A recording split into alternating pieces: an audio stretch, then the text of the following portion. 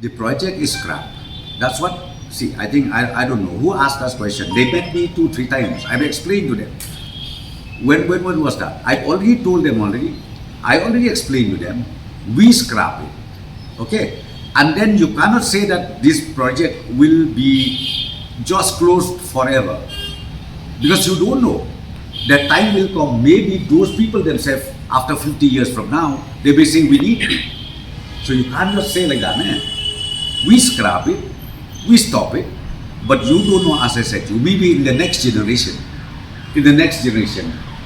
those people who are against it, maybe they say their next generation, their children or their grandchildren, they may say, hey, let us go to the government, let us demand, let us revive that the Umngot project should be again revived. You don't know that.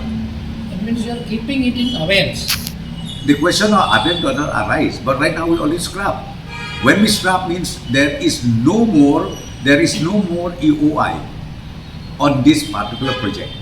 So when there is no more EOI means we stop. But the GAC was alleging today that despite the government's decision to scrap this particular project, but still the people from the MEPCL are still, approaching people for land or for setting up of this power plant. I don't know. Maybe not from myself. Because the moment we scrap means scrap. Okay, that is the word. That's what I'm telling you. Let me make it very, very clearly. They came and met me. They said, why not you use the word scrap and close it? I said, scrap, we close it.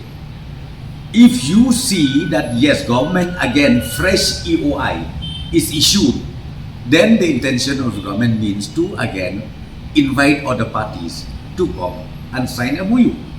But I told them even EOI or anything, we don't have an intention for implementation of the Umngot project.